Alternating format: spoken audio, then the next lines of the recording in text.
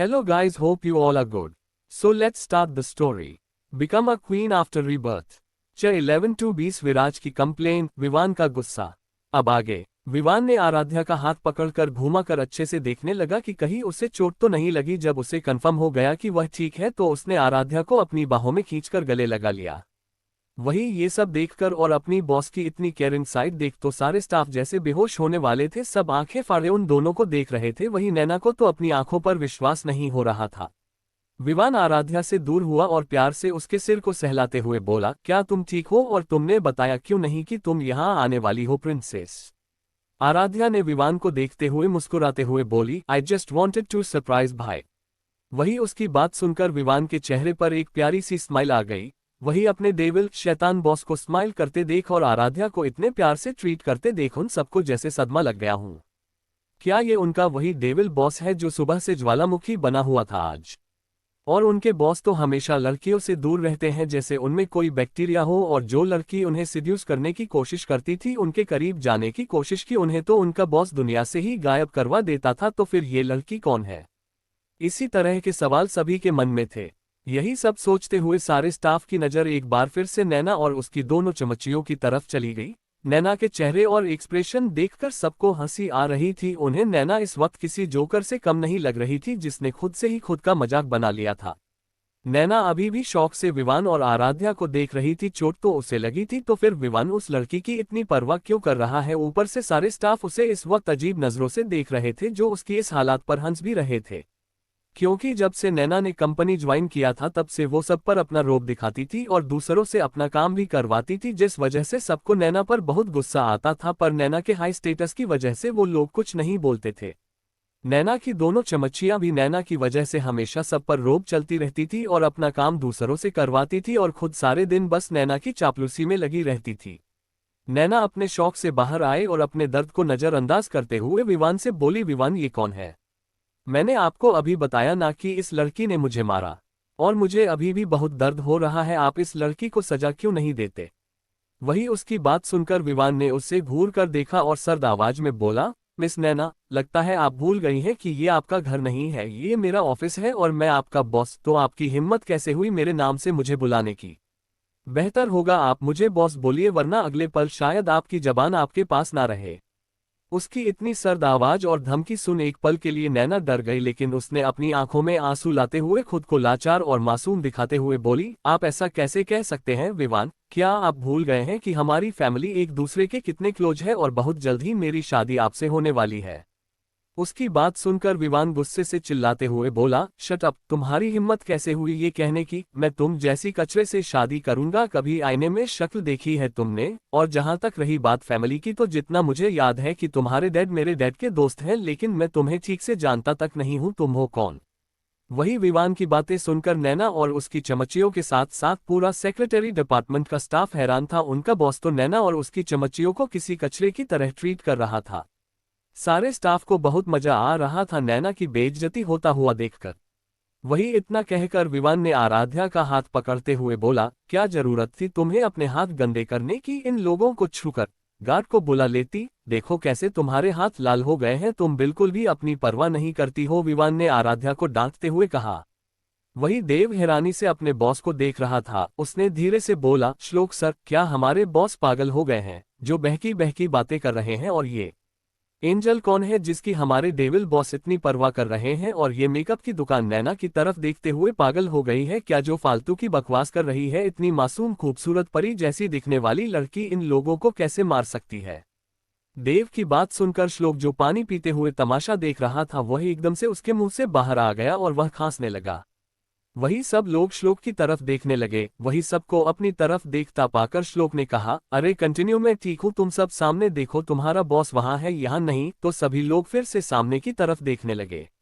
वही श्लोक देव की तरफ देखकर मुस्कुराते हुए बोला, तुम्हें कहां से ये लड़की मासूम दिख रही है? मिस्टर देव, मैं बता दूं, ये दिखती जरूर मासूम है लेकिन इसके काम शैतान वाले हैं, और यहाँ जो तुम सब देख रहे हो ना, वो इस लड़की का सिर्फ एक नमूना है। कुछ दिनों में तुम्हें भी पता चल जाएगा कि ये कैसी है। तुम बस इतना समझ लो कि ये उस हार्टलेस क्रूर थन शैतान की कार्बन कॉपी है।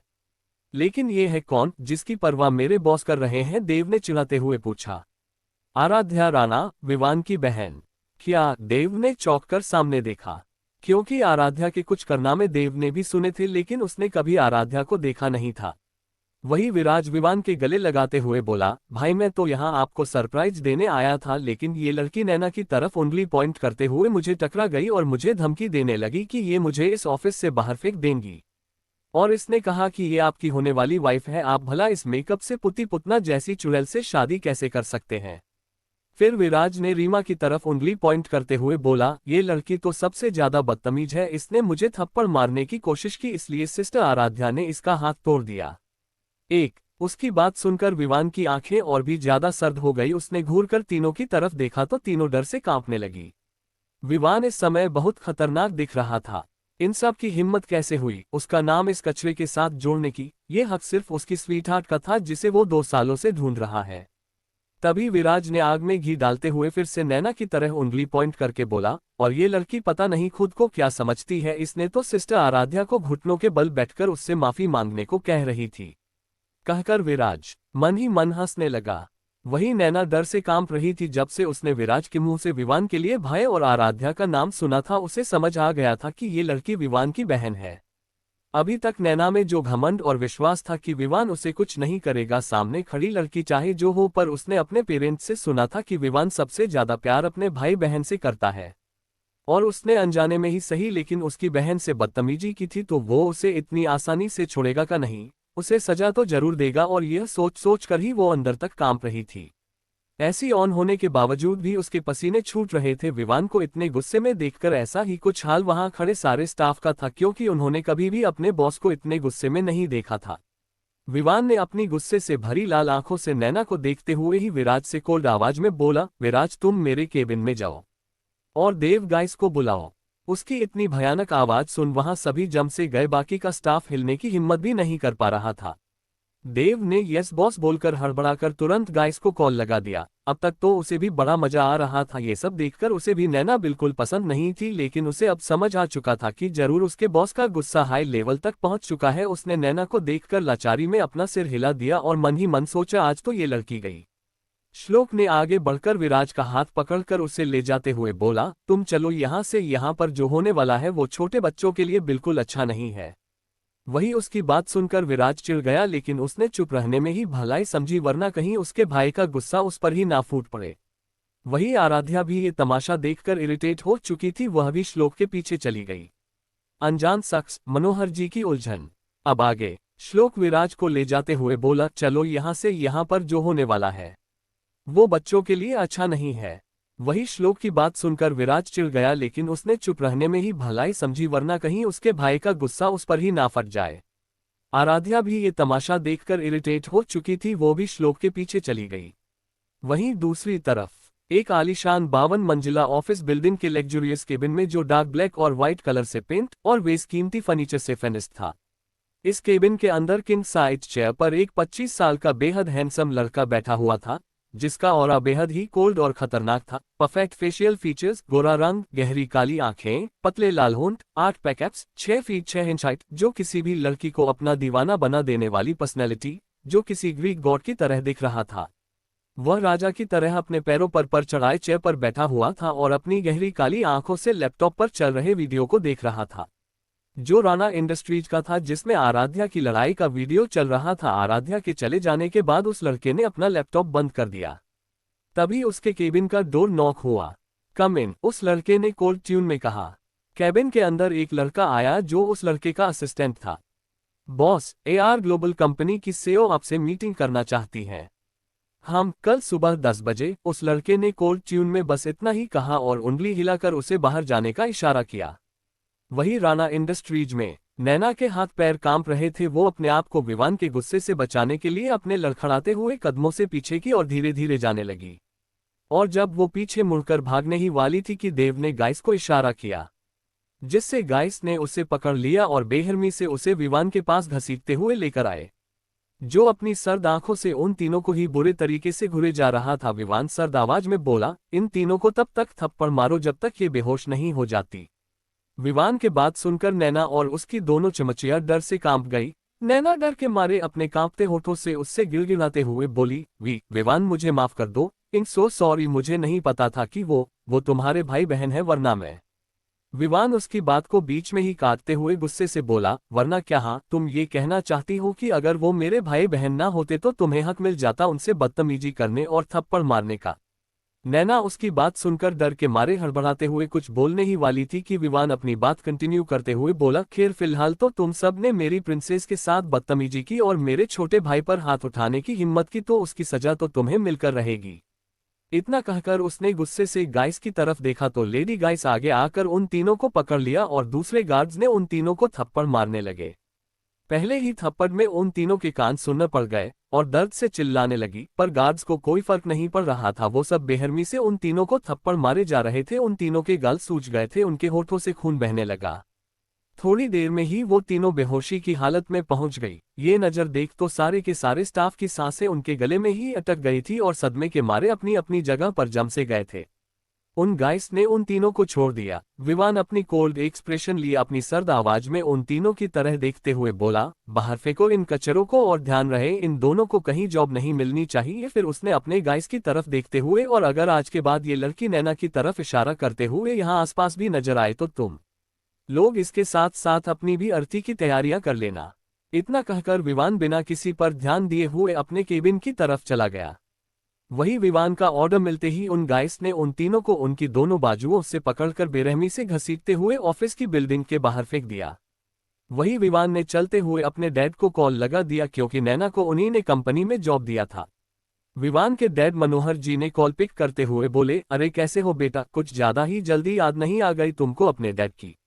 मनोहर जी इसके आगे कुछ और बोल पाते उससे पहले ही उन्हें फोन के दूसरी तरफ से विवान की गुस्से भरी आवाज सुनाई दी। डैड, आज के बाद अगर वो लड़की मेरे ऑफिस में फिर से आई तो उसे जान से मारकर सीधा आपको कुरियर करवा दूंगा। विवान ने इतना कहकर बिना मनोहर जी की बात सुने फोन कट कर दिया और अपनी केबिन में चला गया। वहीं मनोहर जी अपने फोन को हैरानी से घूरे जा रहे थे। वहीं उन्हें इस तरह फोन को घूरते हुए देखकर सुमन जी बोली, क्या हुआ, आप अपने फोन को क्यों घूर रहे हैं और क्या कहा विवान ने? सुमन जी की बात सुनकर मनोहर जी मुंह बनाते हुए बोले, पता नहीं, मुझे नहीं पता, और ये लड़का पता नहीं क्या खाकर पैदा हुआ है, जब भी मुंह खोलता है हमेशा आग ही उगलता रहता है। और लड़की? कौन लड़की? ये पागल लड़का किसके बारे में बात कर रहा था? हाँ, पता करना पड़ेगा। इतना कहकर उन्होंने देव को फोन लगा दिया। वही विवान ने जैसे ही केबिन के डोर खोलकर अंदर गया, अंदर का नजारा देखकर वह शॉक हो गया। आराध्या की खतरनाक नजरें। अब आगे। विवान जैसे ही केबिन के अंदर आया तो वह चौंक गया, क्योंकि श्लोक, विराज और आराध्या उसके केबिन में कुछ ढूंढ रहे थे। डोर ओपन होने की आवाज सुनकर वह तीनों दरवाजे की तरफ देखने लगे। क्या कर रहे हो तुम तीनों? विवान ने शक नजरों से देखते हुए पूछा। कुछ नहीं भाई, कहकर आराध्या जाकर सोफे पर बैठ गई। उसी की बगल में विराज भी बैठ गया। अरे मुझे याद आया, मेरी मीटिंग है, मैं जाता हूं वरना मैं लेट हो जाऊंगा, कहकर श्लोक जल्दी से केबिन के बाहर चला गया। वही विवान को कुछ समझ नहीं आया कि अभी अभी हुआ क्या। थोड़ी देर विवान से बात करने के बाद आराध्या चली गई। Rana mansion. Aaradhya main gate से हॉल की ओर जा रही थी। आराध्या ने अपना एक हाथ अपने पेंट की पॉकेट में डाल रखा था और दूसरे हाथ में फोन। वो शायद किसी से कॉल पर बात कर रही थी। आराध्या ने मैंशन के अंदर की ओर जाते हुए कॉल पर बात करते हुए बिना किसी भाव के कहा, मैंने तुम्हें एक फोटो भेजी है रोहित, उसमें मौजूद उस लड़की की सारी इंफॉर्मेशन मुझे कल तक चाहिए। अपनी बात खत्म कर आराध्या ने कॉल कट कर दिया। आराध्या अब तक हाल में पहुंच चुकी थी कि तभी उसकी नजर हाल के सोफे पर बड़े आराम से बैठे कुछ लोगों पर गई, जो कि उसके बड़ी मॉम और बड़े डैड से मुस्कुराते हुए कुछ बातें कर रहे थे। उन लोगों का बैठने और बात करने का तरीका इस तरह का था कि जो कोई भी उन्हें देख उसे जैसे ऐसा लगता जैसे वह लोग बड़े ही अच्छे और सच्चे इंसान हैं। वहीं उन लोगों को देखते ही आराध्या की आंखें कोल्डनेस से भर गई और उसके चेहरे पर गुस्सा, नफरत और घिन के भाव आ गए। आराध्या, तुम आ गई। जब मनोहर जी की नजर वही उनसे कुछ दूरी पर खड़ी आराध्या पर गई तो उन्होंने एक स्माइल के साथ बड़े प्यार से आराध्या से पूछा। अपने बड़े डैड का सवाल सुन आराध्या का ध्यान उन लोगों से हट गया। वो मुस्कुराते हुए अपने बड़े डैड की ओर अपने कदम बढ़ाते हुए बोली, हाँ बड़े पापा।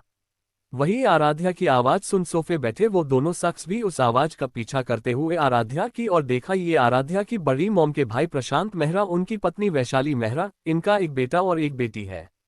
वही वो दोनों आराध्या को देखते ही उन दोनों की नजरें आराध्या के खूबसूरत और मासूम चेहरे पर ही टिक गई। वो आराध्या की खूबसूरती और उसकी पर्सनैलिटी देखकर हैरान थे। उनके चेहरे पर जलन के भाव दिखने लगे। सबसे ज्यादा तो मिसेज वैशाली के चेहरे और आंखों पर जलन की भाव थे। वैसे भी आराध्या की खूबसूरती ही कुछ ऐसी थी कि कोई भी इंसान, चाहे वो लड़का हो या लड़की, दोस्त हो या दुश्मन, वो सब उसके चेहरे पर कुछ पल के लिए ही सही मगर खोसे जाते थे। आराध्या के चेहरे से उन दोनों का ध्यान तब टूटा जब उनके कानों में मनोहर जी की कड़क आवाज पड़ी, प्रशांत, क्या आपने पहचाना, ये कौन है? मनोहर जी की बात सुनकर मिस्टर प्रशांत ने आराध्या की ओर मुस्कुरा कर देखते हुए बोले, हाँ, ये आराध्या है, ये पहले से ज्यादा खूबसूरत और एलिगेंट हो गई है ना। मिस्टर प्रशांत की बात सुन मनोहर जी के चेहरे पर एक प्राउड भरी स्माइल आ गई और उसी स्माइल के साथ उन्होंने एक नजर आराध्या की ओर देखा, जो अभी उनके और सुमन जी के बीच में ही सोफे पर पैरों पर पैर चढ़ाए किसी क्वीन की तरह बैठी हुई थी और अपनी मासूम काली आंखों से मिस्टर प्रशांत और मिसेज वैशाली की ओर देख रही थी। मनोहर जी ने आराध्या के सिर पर अपना हाथ रखते हुए उसके बालों को बड़े प्यार से सहलाते कहलाते हुए मिस्टर प्रशांत की ओर स्माइल करते हुए बोले, अरे, मेरी बेटी पहले से सुंदर ही नहीं, होशियार और पावरफुल भी हो गई है। उनकी बात सुनकर आराध्या मुस्कुराते हुए बोली, एब्सोल्युटली राइट बड़े डैड। वही मनोहर जी की बात और आराध्या के प्रति उनका इतना ज्यादा अपनापन देख वहां बैठे उन दोनों लोगों के दिल में जलन और नाखुशी के भाव आ गए, क्योंकि यही चीज हमेशा उनके लिए मुसीबत पैदा करती थी, क्योंकि मनोहर जी कभी भी आराध्या की बात नहीं टालते थे, मगर फिर भी उन दोनों ने अपने इमोशन छुपाते हुए जबरदस्ती स्माइल करते हुए मनोहर जी की बातों पर हामी भरने लगे। वो लोग आपस में इधर उधर की बातें करने लगे। वही वहां बैठे उन 5 लोगों में से जहां एक तरफ सुमन जी और मनोहर जी काफी खुश नजर आ रहे थे, वहीं दूसरी तरफ वहां बैठे मिस्टर प्रशांत और मिसेज वैशाली के लिए वहां का माहौल काफी खतरनाक था, क्योंकि आराध्या वहां पर जब से आई थी तब से वो बहुत अजीब तरह से उन दोनों की ओर देखे जा रही थी, जो उन्हें समझ नहीं आ रहा था क्यों आराध्या उनकी तरफ इस तरह देख रही है।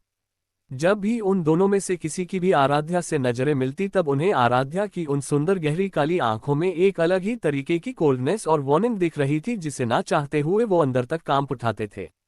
उन्हें समझ नहीं आ रहा था क्या आराध्या को उन लोगों पर शक हो गया है या उनके इरादे समझ आ गए हैं, लेकिन ऐसा कैसे हो सकता है, वो अभी सिर्फ 19 साल की थी, यही उन दोनों के मन में चल रहा था।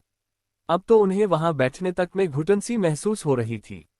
तभी आराध्या ने मिस्टर प्रशांत की तरह एक अजीब सी टेढ़ी और मजाक उड़ाने वाली स्माइल पास करते हुए अपना चेहरा मासूम बनाकर सीरियस ट्यून में बोली, मेरे प्यारे मामा जी, मैंने सुना है कि एआर ग्लोबल कंपनी ने आपके साथ प्रोजेक्ट करने से मना कर दिया है, क्या ये सच है? वही आराध्या की टेढ़ी स्माइल और सवाल सुनकर मिस्टर प्रशांत का चेहरा काला पड़ गया, क्योंकि उन्हें भी नहीं पता था कि एआर ग्लोबल कंपनी की नई सीईओ, जो अभी अभी कंपनी ज्वाइन किए हुए एक दिन भी नहीं हुआ, उन्होंने उनकी कंपनी के साथ प्रोजेक्ट करने से मना कर दिया है। यूरोप की क्वीन। अब आगे आराध्या की टेढ़ी स्माइल और सवाल सुनकर मिस्टर प्रशांत का चेहरा काला पड़ गया, क्योंकि उन्हें भी नहीं पता था कि एआर ग्लोबल कंपनी की नई सीईओ, जिसे अभी अभी कंपनी ज्वाइन किए हुए एक दिन भी नहीं हुआ, उन्होंने उनकी कंपनी के साथ प्रोजेक्ट करने से मना कर दिया। मिस्टर प्रशांत कुछ कहने ही वाले थे कि तभी मनोहर जी ने आराध्या की तरह देखते हुए सीरियस ट्यून में कहा, आराध्या, मुझे तुमसे एक इम्पोर्टेंट बात करनी है, तुम मेरे साथ चलो। अपने बड़े डैड की सीरियसनेस को देख आराध्या ने अपना सिर हाँ में हिला दिया, वैसे भी उसे पता था कि उसके बड़े डैड उससे क्या बात करना चाहते हैं।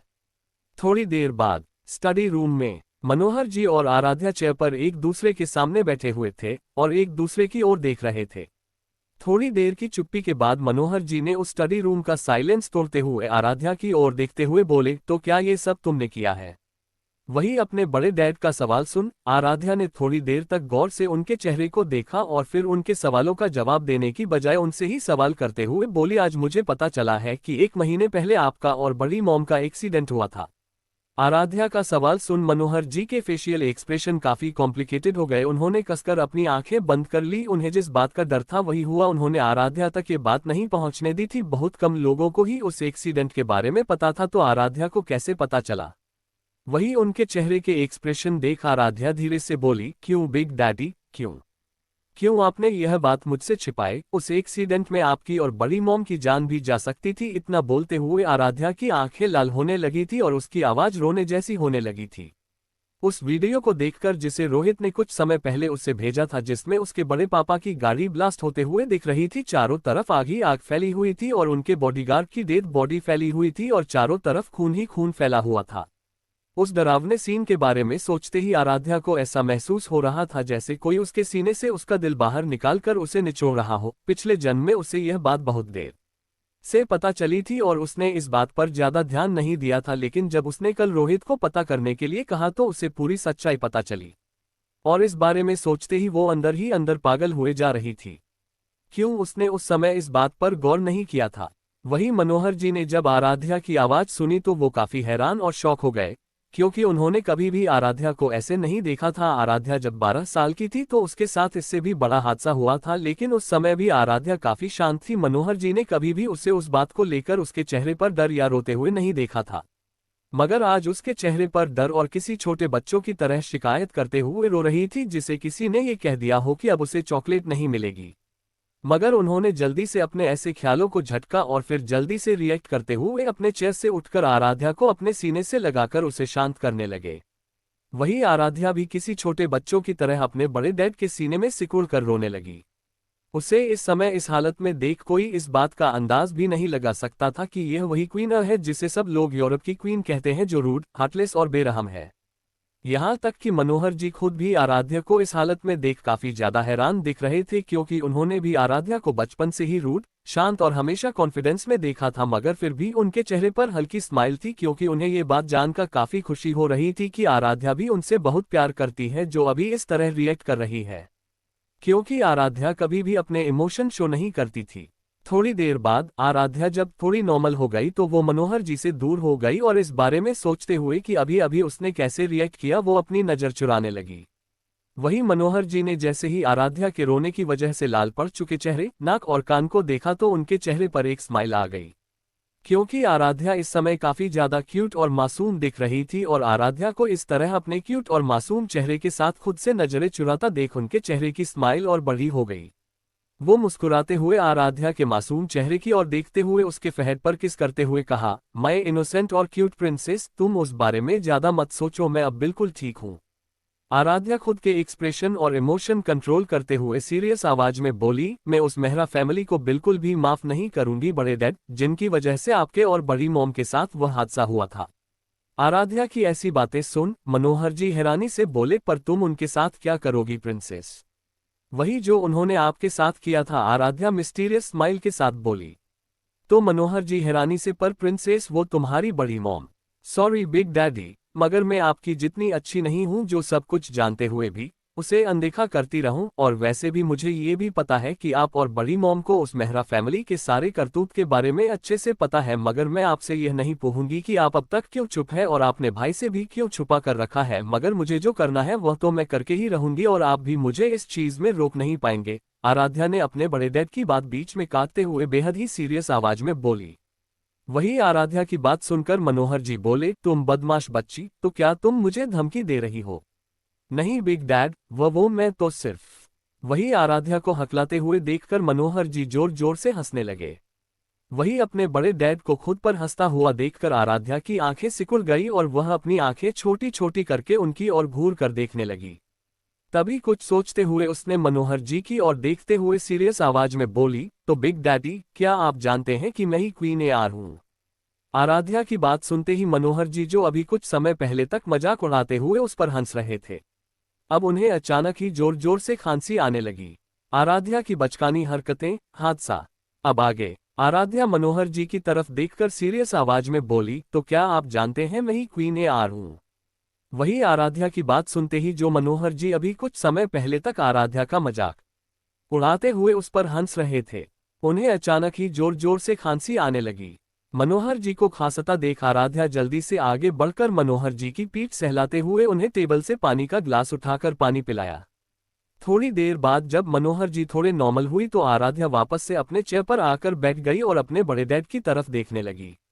वहीं मनोहर जी बस हैरान भरी नजरों से एकटक आराध्या की ओर ही देख रहे थे। उनके चेहरे को देखकर ऐसा लग रहा था जैसे वो अपने सामने किसी इंसान को नहीं बल्कि किसी अजूबे को देख रही हो। कुछ सेकंड बाद वो हंसते हुए आराध्या की ओर देखकर कहा, तुम मुझे बेवकूफ समझती हो क्या? तुम तो एआर ग्लोबल कंपनी की सीईओ हो, तो तुम भला कैसे यूरोप की बिजनेस क्वीन एआर हो सकती हो? वो तो एक 19 साल की लड़की, कहते हुए हैरान भरी नजरों से आराध्या की ओर देखने लगे। उन्होंने हकलाते हुए पूछा, तो क्या तुम सच में बिजनेस क्वीन एआर हो? आराध्या ने उनकी ओर अजीब नजरों से देखते हुए कहा। थोड़ी देर बाद मनोहर जी कभी सामने आराध्या की तरफ देखते तो कभी इधर उधर। जब से उन्हें ये बात पता चली थी कि उनकी बेटी ही पूरे यूरोप की सबसे सक्सेसफुल और पावरफुल इंसान क्वीन है, तब से उन्हें कुछ समझ नहीं आ रहा था। एक तरफ उनका मन कह रहा था कि उनकी छोटी सी प्रिंसेस ने इतने कम उम्र में कितनी कठिनाइयों का सामना किया होगा इस मुकाम पर पहुंचने के लिए।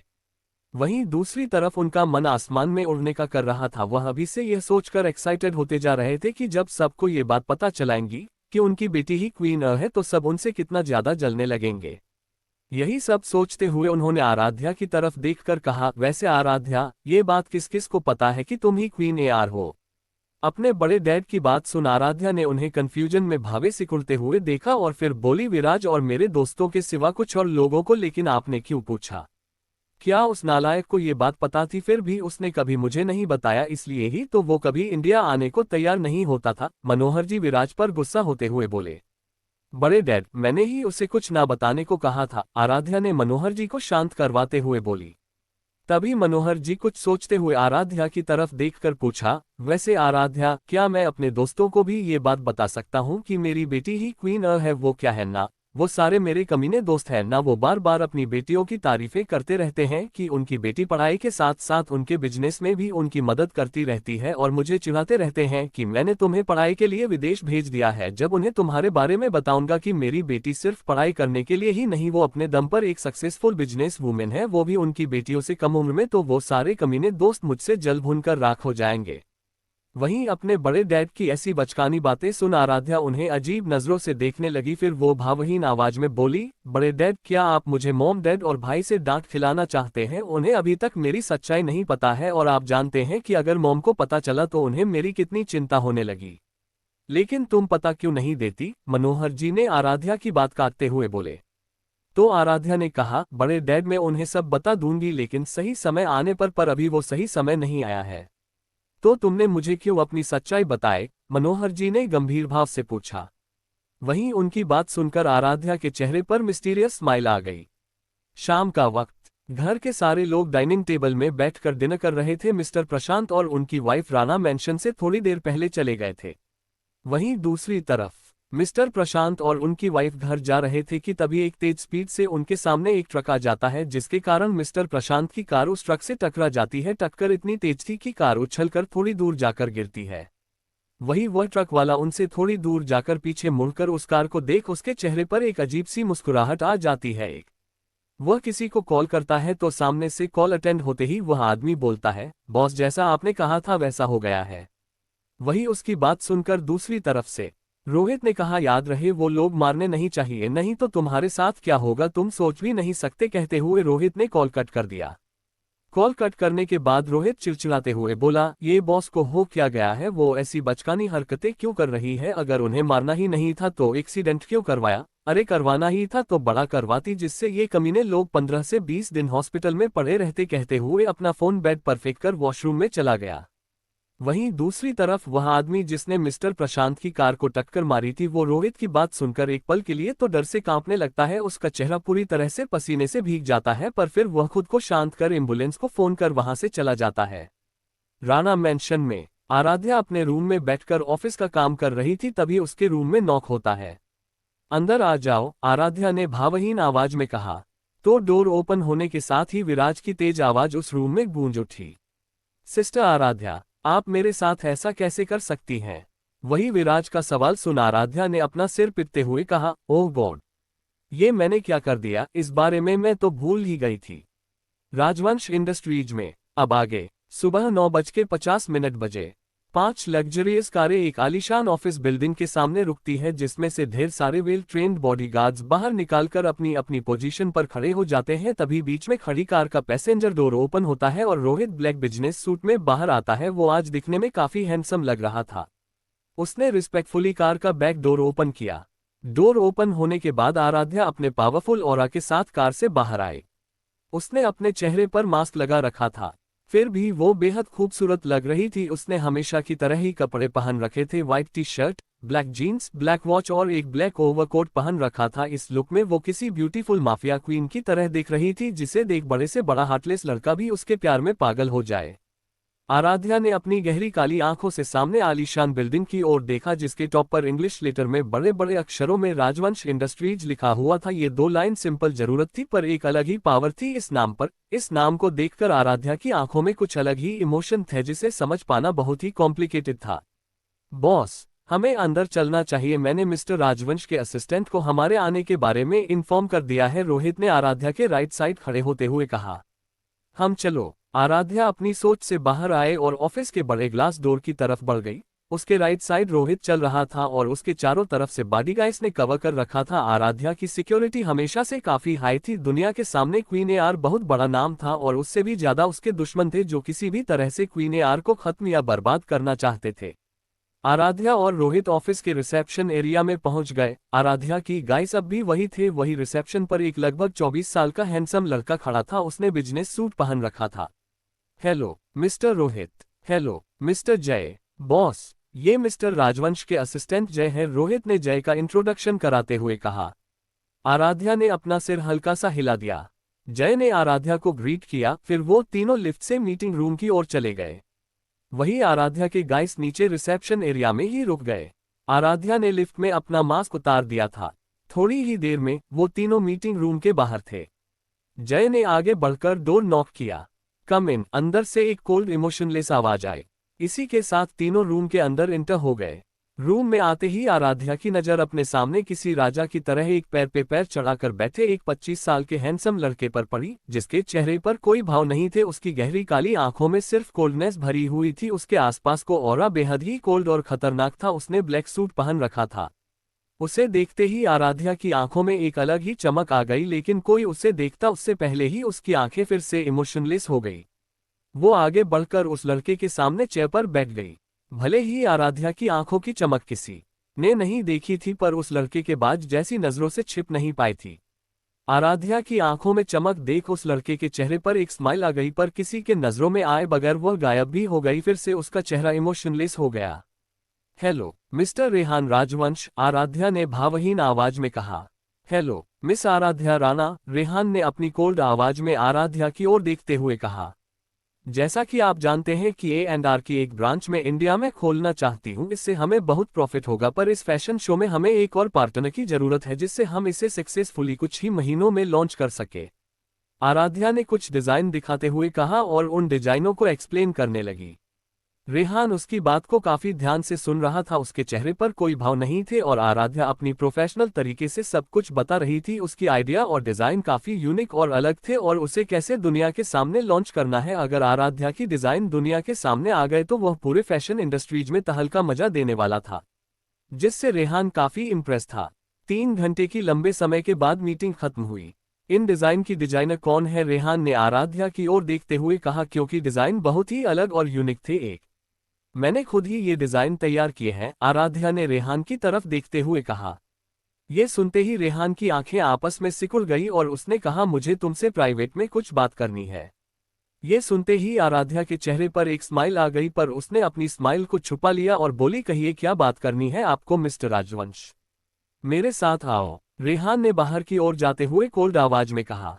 आराध्या भी उसके साथ रूम से बाहर की ओर चली गई। वही उनके पीछे पीछे ही रोहित और जय मीटिंग रूम से बाहर आए। रोहित का तो मुंह पूरा खुला हुआ था। वो तो बस हैरानी से उस ओर देख रहा था जिस ओर से आराध्या और रेहान गए हुए थे। क्या हुआ, तुम इतने हैरान क्यों हो? जय ने रोहित का मुंह अपनी उंगलियों से बंद करते हुए कहा। आज मैंने 8वां अजूबा जो देख लिया है, रोहित ने बेख्याली में ही कहा। और वो कैसे? जय ने अपनी आंखें छोटी करते हुए पूछा। तुम्हें पता है वो मेरी जल्लाद बॉस है ना, उन्होंने लाइफ में पहली बार किसी लड़के का प्रपोजल एक्सेप्ट किया है, पहली बार, रोहित ने कहा। सवाल, जवाब और नफरत। अब आगे, आज मैंने 8वां अजूबा जो देख लिया, रोहित ने बेख्याली में ही कहा। और वो कैसे? जय ने अपनी आंखें छोटी करते हुए पूछा। तुम्हें पता है वो मेरी जल्लाद बॉस है ना, उन्होंने लाइफ में पहली बार किसी लड़के का प्रपोजल एक्सेप्ट किया है, पहली बार, रोहित ने कहा। वो सिर्फ बात करने का प्रपोजल था इडियट, इसमें इतनी बड़ी बात क्या है? जय ने रोहित को घूरते हुए कहा।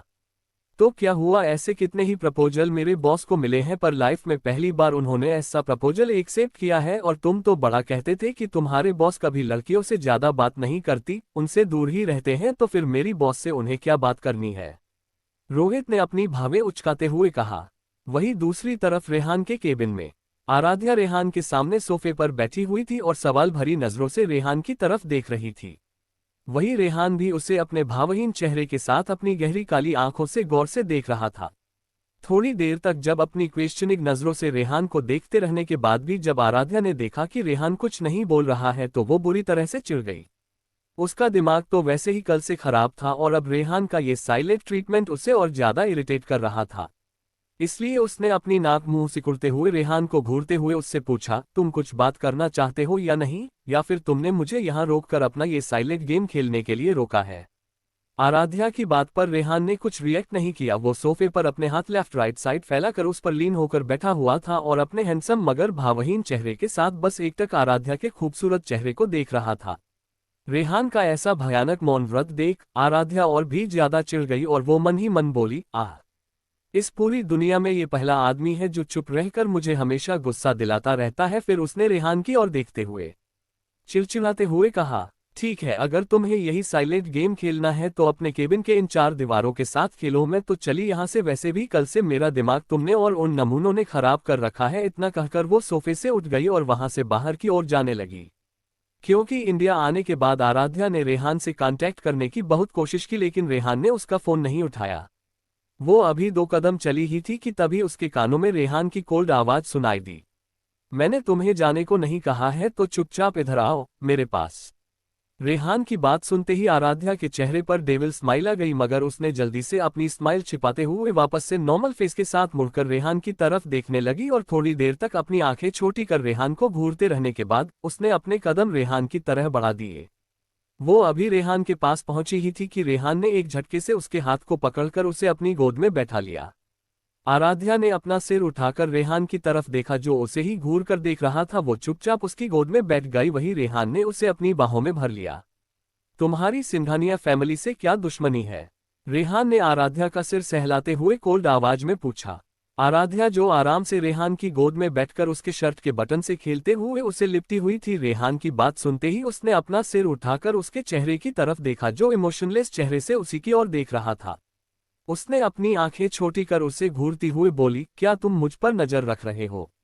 रेहान ने भावहीन चेहरे के साथ अपनी कोल्ड आवाज में बोला, तुम्हें कोई शक है? आराध्या ने थोड़ी देर उसे वैसे ही घूरा और फिर उससे बोली, अगर मैं तुमसे प्यार नहीं करती होती तो मेरे ऊपर नजर रखने से मैं तुम्हें जिंदा जमीन पर दफन कर देती।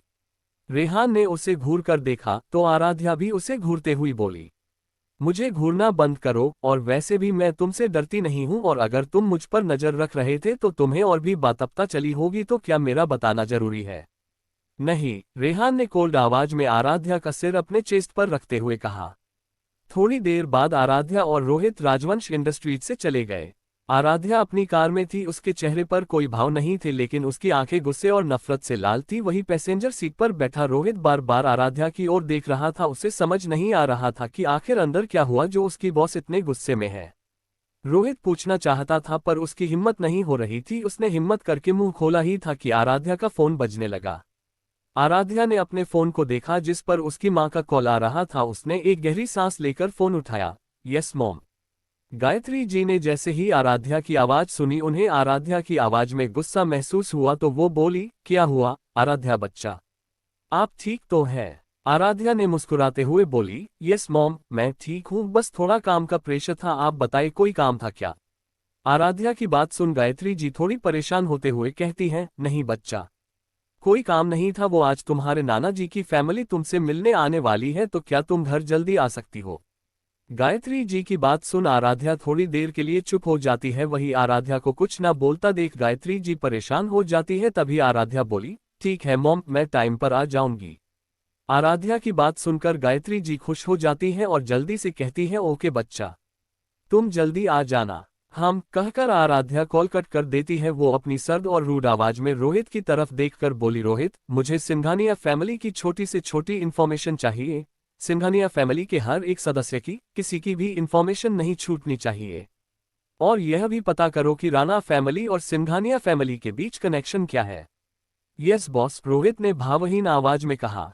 मेहरा फैमिली की परेशानी, आर्या डिजाइनिंग कंपनी। अब आगे रोहित, ये पता करो कि सिंघानिया फैमिली और राणा फैमिली के बीच कनेक्शन क्या है। आराध्या ने भावहीन ट्यून में कहा। यस बॉस, रोहित ने कहा। थोड़ी देर बाद आराध्या की कारों का काफिला एक बड़ी सी बिल्डिंग के सामने रुकता है जिसके ऊपर बड़े बड़े अक्षरों में आर्या डिजाइनिंग कंपनी लिखा हुआ था। बॉस, मैं आपसे कुछ पूछना चाहता हूं, रोहित ने कंज्यूरिंग आवाज में कहा। यही ना कि आर्या डिजाइनिंग कंपनी होने के बावजूद भी मैंने A&R डिजाइनिंग कंपनी की ब्रांच इंडिया में क्यों खोलना चाहती हूँ। यस बॉस, रोहित ने सहमति से सिर हिलाते हुए कहा।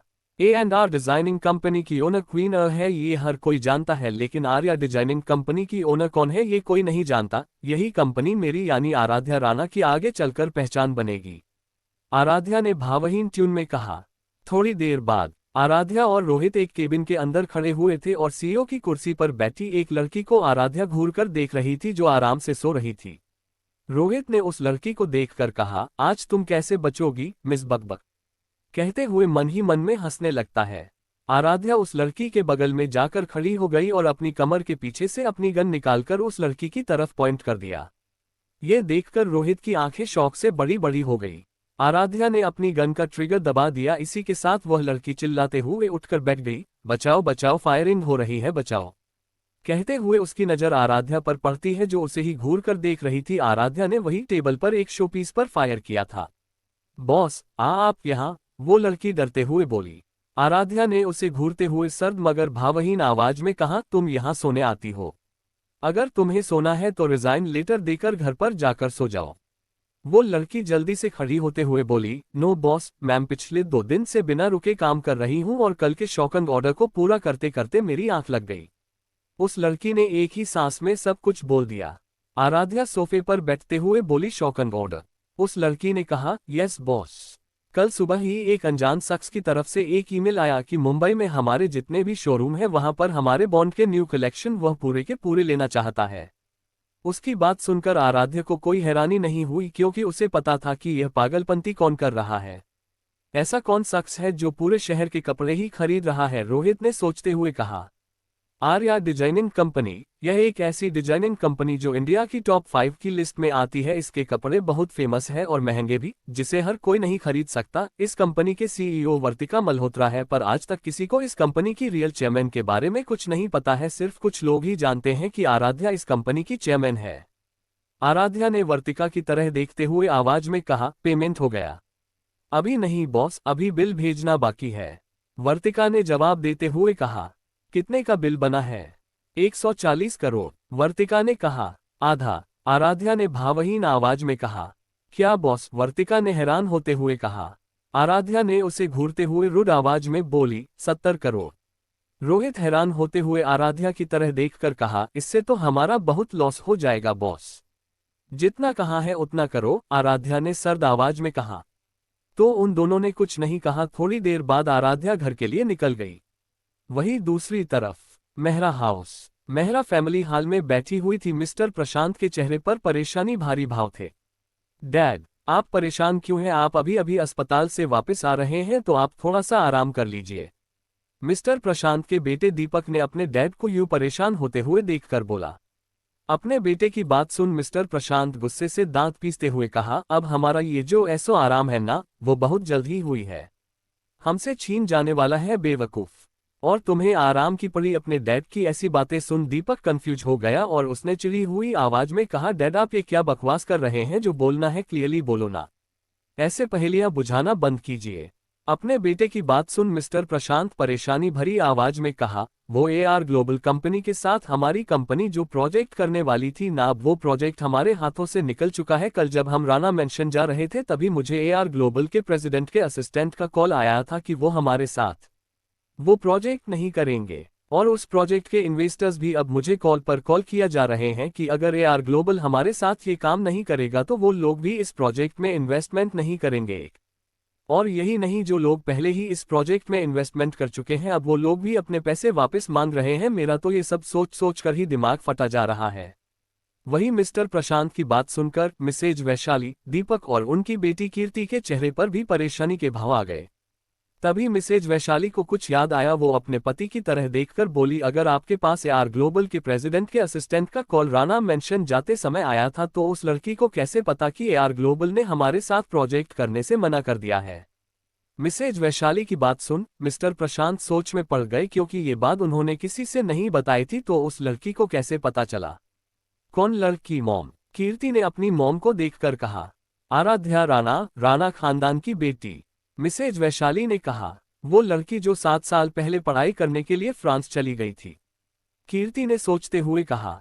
हाँ वही, वो वापस आ गई है और वो लड़की बहुत अजीब है। जिस तरह से वह हमें कल देख रही थी वो बहुत अजीब और डरावना था। मिसेज वैशाली याद कर डर से कांपती हुए कहा।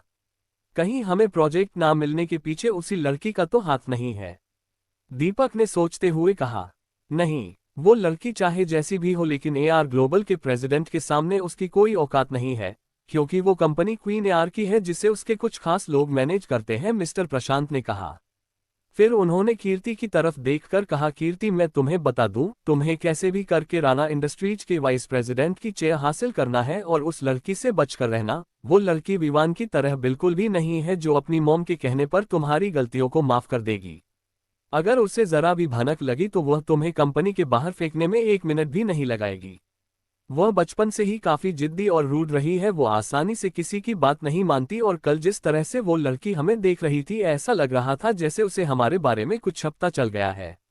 मिसेज वैशाली परेशान होते हुए बोली। अगर उस लड़की को हमारे बारे में कुछ पता चल गया है तो वह कहीं सबको बता ना दे। अगर ऐसा हुआ तो हमारा वर्षों का पूरा बना बनाया प्लान बर्बाद हो जाएगा। वहीं उनकी बात सुनकर मिस्टर प्रशांत के चेहरे पर डर और परेशानी के भाव दिखने लगे, क्योंकि उन्हें पता था अगर आराध्या ने कुछ भी बताया तो पूरा परिवार उसकी बात पर विश्वास कर लेगा। उसके बाद उन लोगों के साथ क्या होगा वो ये सोचना भी नहीं चाहते थे। रेहान की क्वालिटी खतरनाक मंजर। अब आगे। एक घने जंगल में मुंबई।